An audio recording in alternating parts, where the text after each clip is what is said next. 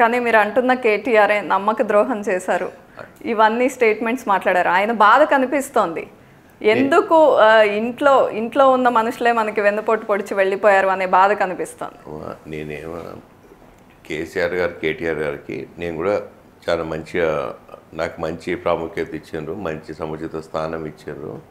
So నేను కూడా అట్లే బిహేవ్ చేసుకుంటూ వచ్చాను.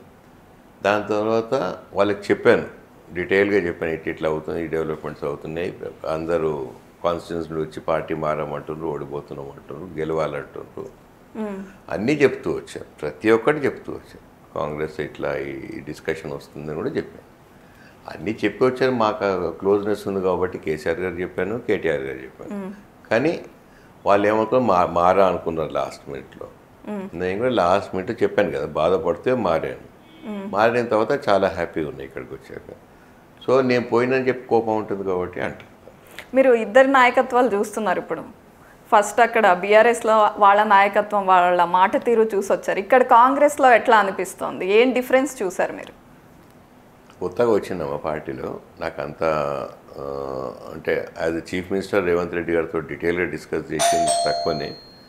కానీ నేనేమి చూసినంటే ఒక 6 గ్యారెంటీలు అమలు చేస్తానని రేవంత్ రెడ్డి గారు ముందుకు వచ్చారు. తర్వాత ఎప్పుడైతే రేవంత్ రెడ్డి గారితో 6 గ్యారెంటీలు ఎట్లా అమలు చేస్తారని డిస్కస్ చేసిన తర్వాత ఏదైనా ఒక పేదల సంక్షేమం గురించి స్టార్ట్ చేయాలంటే ఎవరికైనా ఒక ముఖ్యమంత్రికి చాలా గుండె ధైర్యం ఉండాలి, ఒక నిబద్ధత ఉండాలి. దాని గురించి బాగా కేసీఆర్ గారు అయితే ప్రతి సంక్షేమ పథకాన్ని గురించి ఒక 1 మంత్ ఆలోచించేవారు. దాన్ని ఎట్లా అమలు చేయాలి, కార్యాచరణ ఎట్లా చేయాలని ఆలోచించేవారు. కొంత టైం తీసుకునేవాళ్ళు. టైం తీసుకునేవారంటే ఎవరైనా సంక్షేమం అనగా చుట్టుముట్టున్న వాళ్ళందరూ అమలు చేసి చాలా కష్టం అంటూ ఉంటారు. ఎందుకంటే అప్పుడప్పుడు డిస్కషన్స్లో వస్తాయి కదా. కానీ తను ఎప్పుడు బలంగా నమ్మేది.